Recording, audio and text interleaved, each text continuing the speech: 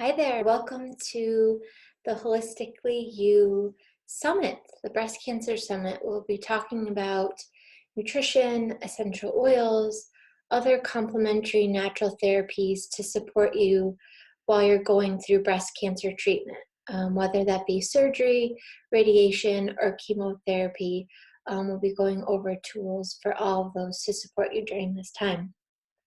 So today I just wanted to give you a little bit more of a background about who I am, what I do, what the summit's going to be about more in detail. And today's video may be a little bit shorter than the other ones you'll get in the upcoming days, but I just want to give you a good foundation before we get started and you start implementing some of these things. So my name is Bethany. If you're not familiar with me directly, I have some friends and family that are probably watching this. I am a board-certified holistic nutritionist specializing in breast cancer. I have a master's degree in nutrition and health education and a background in hospitality business. That's what you can see my degrees back here, that's what my bachelor's degree was in. So I thought originally that I wanted to own my own restaurant because I've always loved food and cooking. And then once I worked in restaurants out of college, I realized, nope, that's not for me. Made the switch and started working in a nursing home here in the Metro Detroit area. And I kind of saw how the food that was being served wasn't necessarily helping the people there. And I wanted to help change that or do something about that. So I ended up leaving there and going into private practice while I finished my master's degree. And some people may be wondering why I chose to work in cancer care. So when I was 9 years old, my mom passed away from breast cancer. She had metastatic breast cancer that went to her liver. It was a short time. I think she was diagnosed when she was 41 and she had passed away by the time she was 42 or 43, or very close to her 43rd birthday. So that was a very hard time for myself, my family, and working in cancer care, especially with breast cancer patients like yourself. It's truly a passion for me, so I can hopefully help prevent the same thing happening to another family. So I remember my mom when she was going through treatment, on her treatment days, she would be at home in her bed, super tired, not wanting to do anything, but she'd still try to have a smile on her face. She tried to be strong and brave for my brother and I, but we kind of knew what was going on, but didn't, because we were still pretty young. I was 9 and my brother was 12. So we didn't quite know what was actually happening, but she was trying to put on a face, and I'm sure a lot of you are doing that too if you have kids. So know that they know a little bit more than you're leading on, but I'm here to help you and teach you things so that maybe you feel like getting out of bed a little bit more, or you feel like being more out with them rather than up in your bedroom or something like that. But having days like that is completely normal, and sometimes you need that time just to rest and be by yourself. And it's important to take that. So that's why I decided to work in cancer care, because of my mom's history with that. And after she had passed away, I had used food as my tool to help myself feel better, and that's what my family used because we didn't really know how to process the emotions of everything that had happened. So food became my crutch. I overate, became overweight as a 9, 10, 11, 12-year-old, got made fun of by friends or people at school. I felt super uncomfortable. My confidence level was down. It was just a very hard time. And from there, I ended up going the opposite direction and having an eating disorder. I was diagnosed with anorexia. I think I was around 13. And it took, my family noticing, first of all, but then getting help from a dietitian, going to see a therapist, as well as just supporting, kind of getting that permission that it's okay to eat normal foods again. I would eat so little every day, and I was thin, sticks, look like, my bones are like sticks, is kind of what I'm trying to say. So it was going from one spectrum to the other. So again, that just reiterates why I wanted to work in nutrition. And my mom was actually a dietitian growing up, so food was always a big part of our life. And she actually would make us some of these strange foods that is more common now, like tofu burritos. Like, you would never think about that in the 90s, but she was way ahead of her times. So all of these pieces together fit into why I do what I do, and why I'm here to help you, and why you've hopefully found me, and I can help support you and be that guide through this noise of overwhelm and all this information out there on nutrition and natural therapies, and can be conflicting information, and you're maybe feeling lost, overwhelmed, don't know where to start, don't know who to listen to. So I'm glad you found me, and I'm here to help you support you through this. So that's a little bit more about me, my background, my why. So if you have questions, just hit the reply in the email that you got today to watch this video. And that's for any of the videos that you get. I'll be happy to answer them. And then we have our live Q&A session this Friday that I will do I think it's going to be at 10 a.m. Eastern, but I'll share that in the emails. As some of you may know, I am a mom, so all of my schedule gets dictated by my son's nap schedule. So that's what I'm thinking, be around 10 a.m., but you'll get a heads up before then.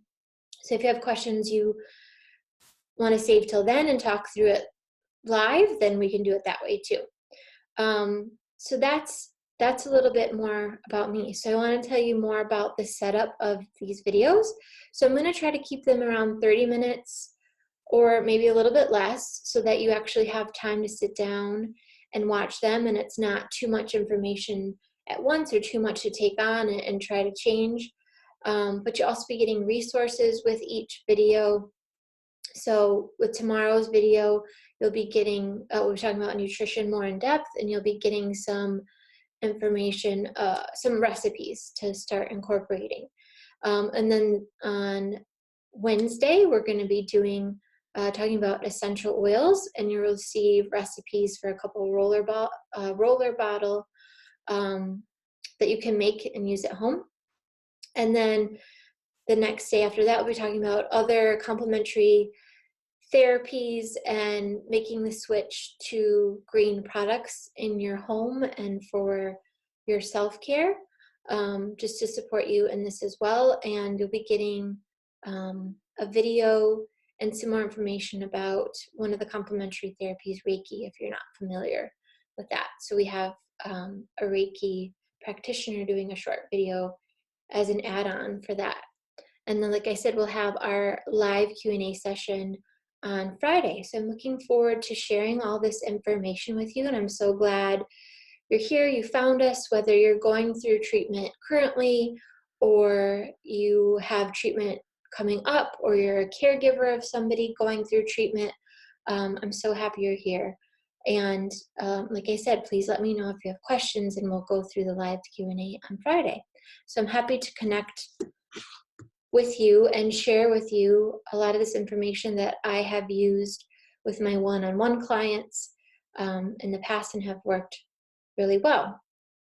So going along the theme of giving you some more background information and a foundation as we move into each day's video, is I wanted to talk to you a little bit more about why somebody gets cancer. And there's a multitude of factors, but I'm going to kind of break it down into something that's a little bit easier to digest.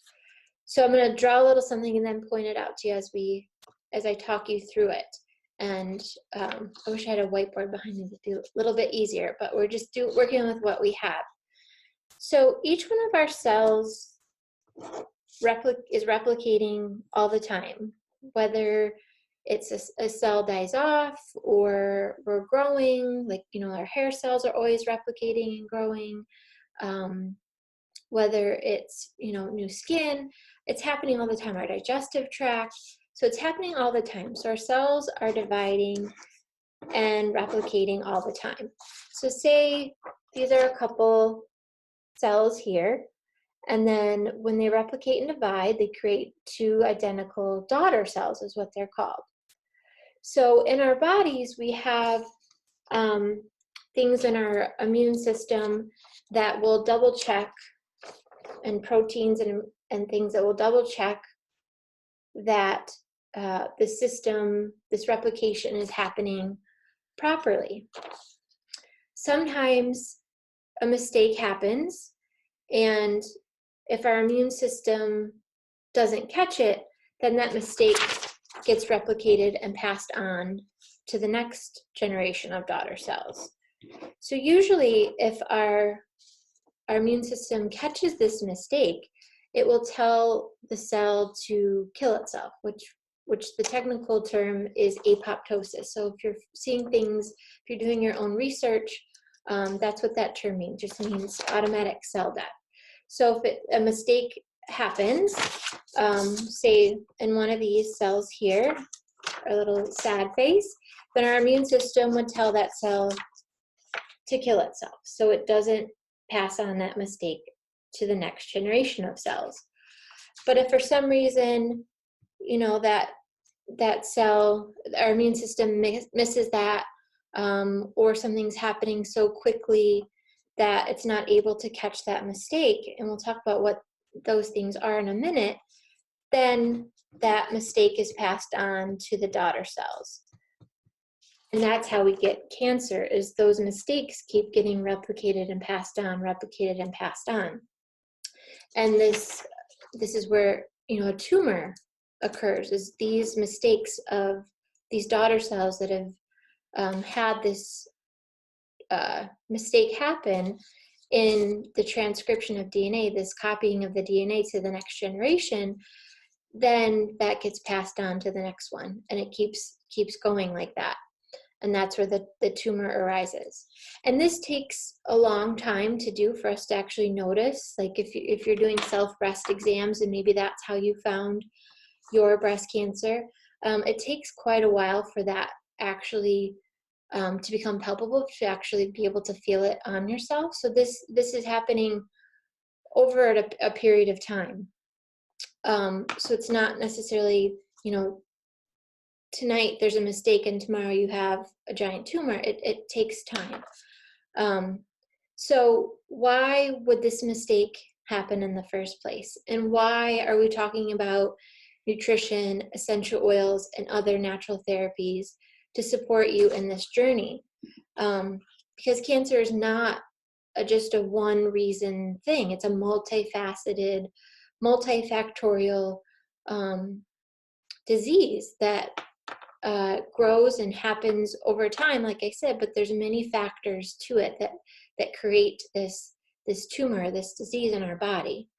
So that's why we have to focus on all these different things. So if cancer's, a big bubble in the middle, we have to think about all the pieces that go into that. So maybe we had an overload of environmental toxins. And I'll just list them out instead of writing them down for you guys. So maybe we had an overload of environmental toxins. Maybe we're overweight. Maybe we smoked. Maybe we don't have clean air or water. Maybe we don't exercise enough.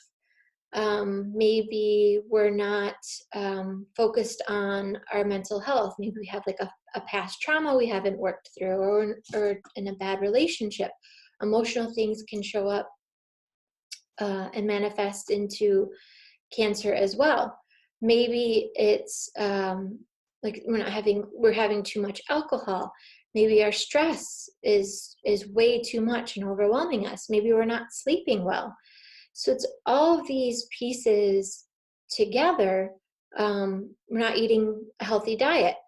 All of these pieces together are reasons that cancer can occur. And these things, whether it be the toxins or the not exercising enough, or waist circumference can be a factor as well, or not eating enough fruits and vegetables.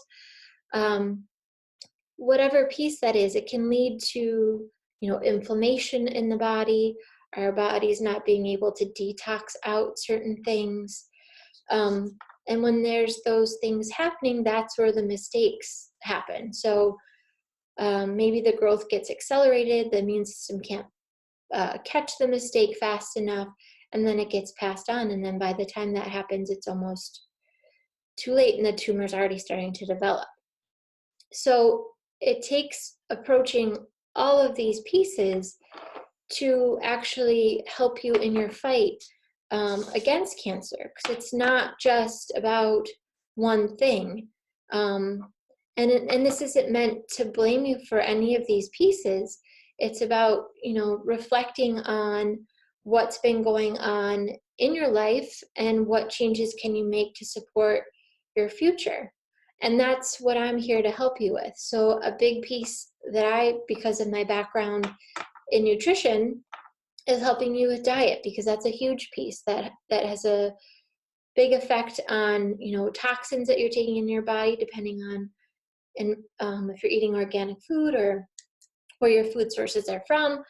We'll talk a lot about what and when to eat during treatment to help with the side effects like nausea, diarrhea, because those are most common. And then, of course, it affects your weight and can affect your stress levels too, because a lot of what is happening in our gut affects our brain too. So maybe there's some stress going on. Maybe you're feeling a little bit depressed or down, which is completely normal with what's going on in your life right now.